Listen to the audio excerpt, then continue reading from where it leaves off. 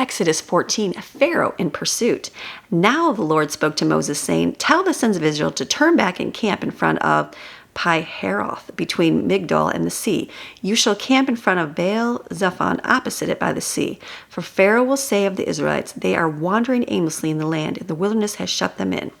I will harden, make stubborn, defiant Pharaoh's heart, so that he will pursue them, and I will be glorified and honored through Pharaoh and all his army, and the Egyptians shall know without any doubt and acknowledge that I am the Lord. And they did so.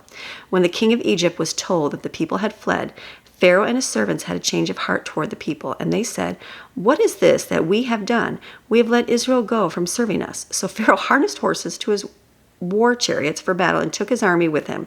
And he took 600 chosen war chariots and all the other war chariots of Egypt, with fighting charioteers over all of them. It turned real quick on his decision. People will do that, right? They forget what God has done, and they real quick snap and just go completely the other way. And the Lord hardened the heart of Pharaoh, king of Egypt, and he pursued the Israelites as they were leaving confidently and defiantly. The Egyptians chased them with all the horses and war chariots of Pharaoh, his horsemen and his army, and they overtook them as they camped by the sea in front of Baal-zephon. As Pharaoh approached, the Israelites looked up and saw the Egyptians marching after them. They were frightened. So the Israelites cried out to the Lord. And then they said to Moses, Is it because there are no graves in Egypt? Is this what happened, that you have taken us away to die in the wilderness? What is this that you have done to us by bringing us out of Egypt? Did we not say to you in Egypt, Leave us alone, let us serve the Egyptians? For it would have been better for us to serve the Egyptians as slaves than to die in the wilderness. It's better just to be killed as a slave than to go out into the promised land. That's the mental, wrong, toxic thinking in their heads because of the situations they were in, instead of seeing the truth. And I know that can happen to us, and we can get in those bad thought patterns in our head over and over, and like, this is good enough. This is what we're going to have in life, versus like what God promises for our life, because we're so ingrained with that toxic thought. The sea is divided. Then Moses said to the people, Do not be afraid. Take your stand. We got to take our stand. I have this all highlighted, 13 through 14. Do not be afraid. Take your stand. Be firm and confident and undismayed, and see the salvation of the Lord, which he will accomplish for you today. For those Egyptians whom you have seen today, you will never see again. The Lord will fight for you, while you only need to keep silent and remain calm. Verse 14, highlight that as well. Because what happened to God? You don't need to fight. God's going to fight for you. You just have to remain silent and calm. That's the key. The Lord said to Moses, Why do you cry to me? Like, what's going on? Tell the sons of Israel to move forward toward the sea. Tell them to keep going. Don't wander back and longfully want to go back to slavery. Move forward. And so much in our life, sometimes it's hard to move forward in the midst of a situation that looks fearful. You want to go back to the bad. It doesn't sound right, does it? But you gotta move forward. As for you, lift up your staff and stretch out your hand over the sea and divide it, so the sons of Israel may go through the middle of the sea on dry land. As for me, hear this, I will harden the hearts of the Egyptians, and they will go in the sea after them, and I will be glorified and honored through Pharaoh and all his army and his war chariots and his horsemen, and the Egyptians shall know without any doubt and acknowledge that I am the Lord.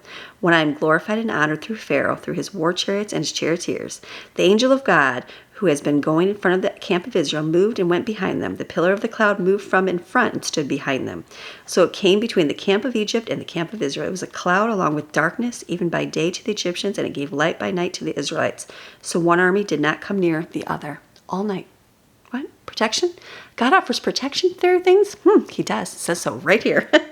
Then Moses stretched out his hand over the sea, and the Lord swept the sea back by a strong east wind all that night, and turned the sea bed into dry land, and the waters were divided. The Israelites went into the middle of the sea on dry land, and the waters formed a wall to them on their right hand and their left hand.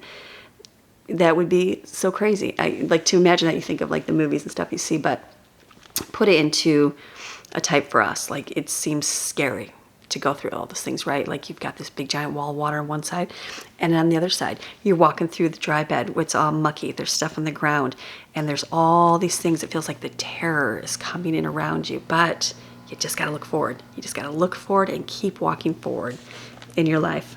And it says, it wasn't just an easy walk, right? Then the Egyptians pursued them into the middle of the sea, even all Pharaoh's horses, his war chariots, and his charioteers.